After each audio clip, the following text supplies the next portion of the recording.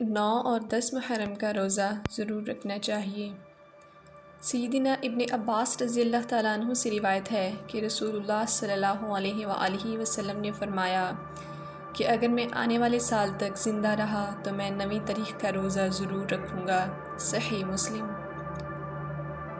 یوم عاشورہ کا 1 سال کے گناہوں کا کفارہ، 1 سال کے گناہ معاف۔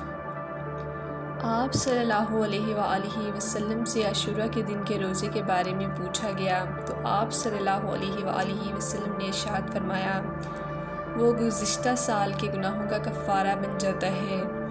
یوم عاشورہ یعنی 10 محرم کے روزے سے گزشتہ سال کے گناہ مٹ جائیں گے۔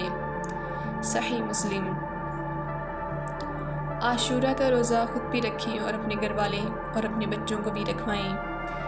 حضرت ربیع بنت معوذ بن افرا رضی اللہ تعالیٰ عنہ فرماتی ہیں کہ رسول اللہ صلی اللہ علیہ وآلہ وسلم نے عاشورہ کی صبح کو انصار کی ایک بستی کی طرف جو مدینہ منورہ کے ارد گرد تھی یہ پیغام بھجوا دیا کہ جس آدمی نے صبح روزہ رکھا تو وہ اپنے روزے کو پورا کر لے، اور جس نے صبح کو افطار کر لیا ہو تو اسے چاہیے کہ باقی دن روزہ پورا کر لے۔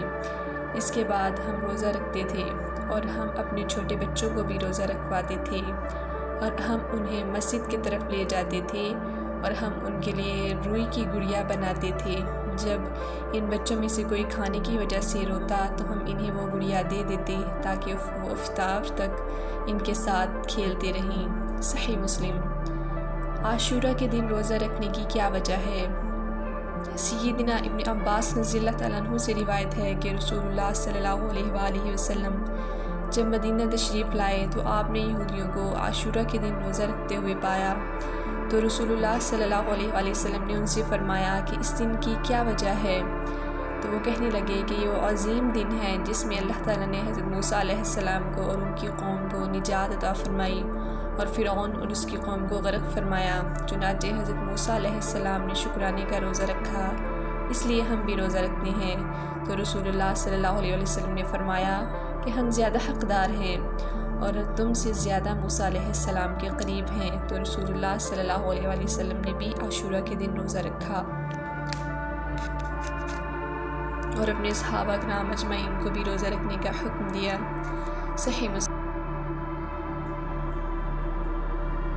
حسین تجھے سلام